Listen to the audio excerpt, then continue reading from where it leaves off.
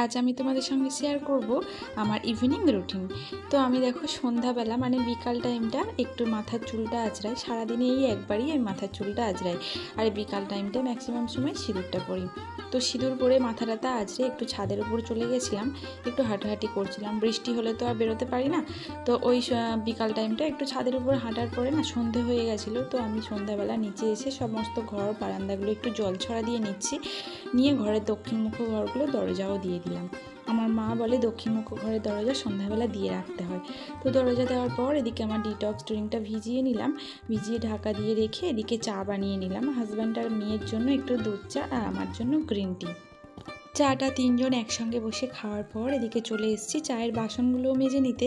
চায়ের বাসনগুলো পরিষ্কার করে মেজে ঘষে নিয়েছি, আর দুপুরের দু একটা থালা বাসন ছিল সেগুলো একেবারে মেজে নিয়েছিলাম। দুপুরে ভাত খাওয়ার পর না থালা বাসন আর মাজতে ইচ্ছা করে না। এই সন্ধ্যাবেলা চা খাওয়ার পর যে বাসনগুলো পড়ে একেবারে সন্ধ্যাবেলা মেজে ঘষে নিই। আর বাসনগুলো মাজার পর হাতেও একটু সাবান দিয়ে নিলাম। দেওয়ার পর আজ প্রচুর জামা কাপড় হয়েছিল, অনেক জামা কাপড়, সেগুলো ভাঁজ করব। আর অনেক জামা কাপড় একসঙ্গে ভাঁজ করতে ভীষণ কষ্ট হয়ে যায়।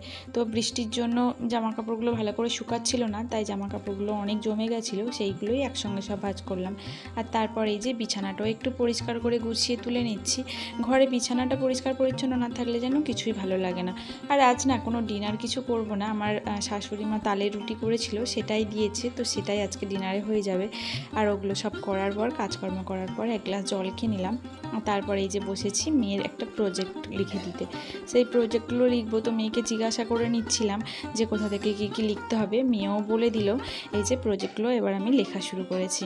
তো আজ আমি ভিডিওটা এই পর্যন্ত শেষ করব। আজ আমার ভিডিওটা কেমন লাগলো একটা কমেন্টসের মধ্যে জানিও। সবাই ভালো থেকো, টাটা।